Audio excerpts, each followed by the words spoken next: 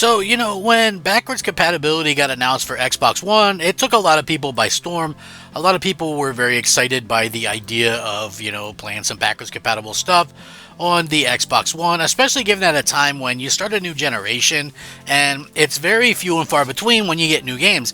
And nothing really kind of showcases this more than I can remember it like yesterday. This little indie game, maybe not even an indie game, maybe this was, but it's like an indie game. This game called Strider. It's like a little 2D kind of platform action fighting, whatever. And this game released, and everybody's talking about Strider, So that's how you kind of knew that, it was a new generation, because people are talking about these type of games, and nothing against it. I thought Strider was a good game, but it just goes to show that when a new generation starts, there's really a lack of games for a little while, and that kind of sucks. A lot of developers, probably around the midway point of a generation, start focusing on next generation because it takes so long to make a game now, right? So there's obviously rumors of the PlayStation 5 doing backwards compatibility, and I did a video about this not too long ago, but now there is a new rumor specifically talking about what some of these PS3 games would be, and apparently there's some information about this. Now, take it with a grain of salt as of right now, because anything could change and nothing is official until it gets announced by these companies. So, again, take everything with a grain of salt. I really hope that that this would be the case, though, for the simple fact that it would be cool.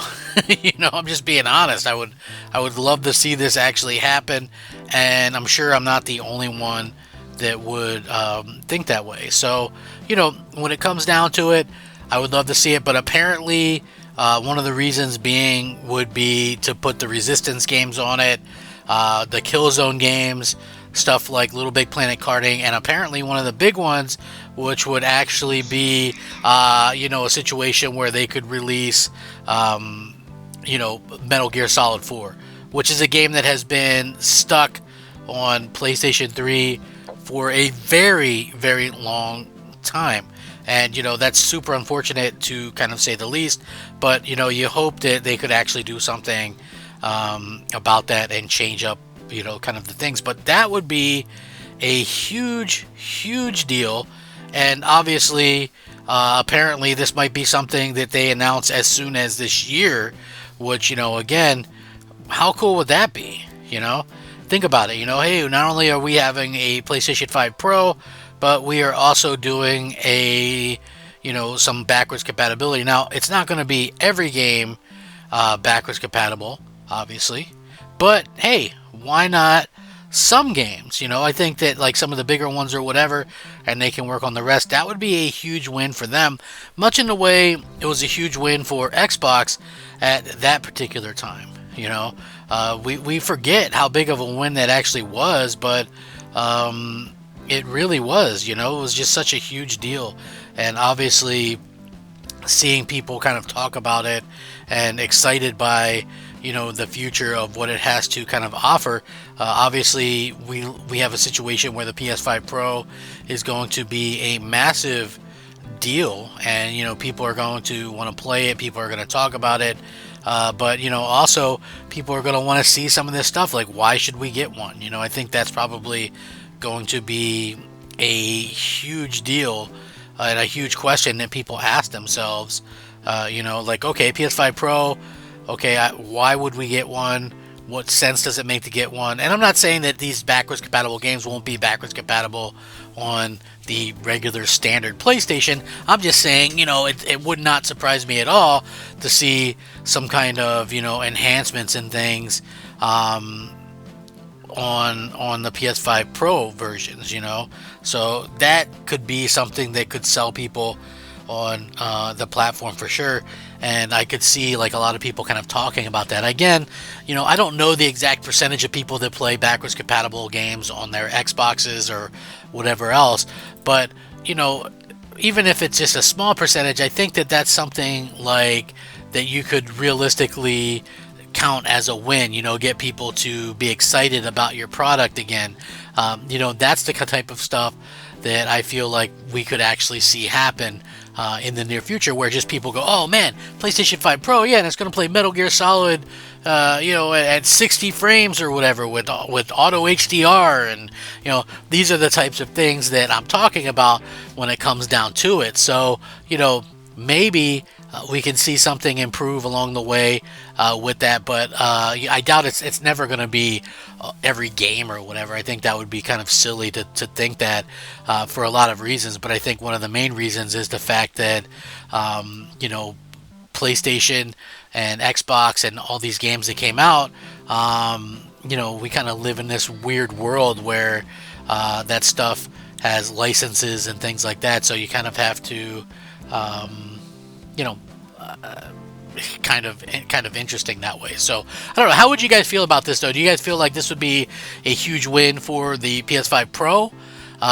Could it be something that isn't a big deal? I know, because a lot of you go, well, Xbox already has backwards compatibility, but Xbox shut down their program, and there's a lot of people out there that still have a PS3 hooked up to play some of these games. I know this because I am one of them. I'm one of those people that has a PlayStation 3 hooked up. I would definitely love to see backwards compatibility added, and I never understood with how powerful today's consoles are. Why wouldn't they have backwards compatibility with like PS1, PS2, like everything that you could? To me, it just does not make sense that they don't do that. I honestly do not understand the thought process behind that, but maybe I'm foolish, maybe I'm silly or stupid or something, but I would think that that's just how they would want to be. Like, offer as much content as you possibly can. Like, in this day and age, we're all buying these games, we're paying all this money for them, and then it never made sense to me as gamers. You pretty much lose everything. I think even Nintendo is on board with this thought process now, if you think about it, where we kind of live in this world where I believe that the next Switch is going to be just like an improved Switch. They'll probably call it a Switch 2.0 or something, but honestly, you should be able to play your stuff through backwards compatibility. I think that should always be the norm going forward, and it should have been the norm for a long time, but at the end of the day, people make decisions based on different things. Maybe cutting backwards compatibility saved a little bit of money. Maybe you could do something, but I just find it, it's just one of those things that kind of happens or whatever. So we'll see what happens in the future, but I'm excited to see what Sony has, up their sleeves this September. They're going to announce something, I'm sure. And it's an exciting time to kind of just be honest as a gamer, to see new hardware, to see what's going to be running, the announcements that are coming. And I hope that they continue to have cool announcements and stuff like that. So there's never such thing as too many games. Obviously, that's something that affects me a little bit. But at the same time, we'll see what happens. Let me know what games on the PlayStation 3 that you might like to see on the PlayStation 5 running through backwards compatibility. There's so many, honestly, to think about. I mean, like Little Big Planet 1 and 2, stuff like Puppeteer. There's the SOCOM game. There's a couple of SOCOM games. I know one of them was multiplayer only, so that wouldn't do any good. But, the MotorStorm games, Killzone 2 and 3, really, really good games, in my opinion, that we don't see enough of anymore. But, even some third-party stuff could behoove them to kind of sell and do that with. So, I would love to see whatever they could put back. I think there's a million Ratchet and Clank games that are stuck on those on that hardware. So yeah, I would love to see those end up elsewhere. I'm sure a lot of you guys would too. It's just, again, we live in this world where it has to make dollars and cents for people. So we'll see if that's the case or not. But I'm sure you guys all have some opinions on it. Let me know down below what you think, what you want to see. Would this make you buy a PS5 Pro if it had certain abilities to play some backwards compatibility games better? I'm not saying that it won't be on the basic PS5 as well, but what if you could get a little bit better performance or whatever the case may be? That would be a really cool thing. So anyway, let me know what you guys think. Sound off, rate, comment, subscribe. Rack 'em up. Crap Gamer out.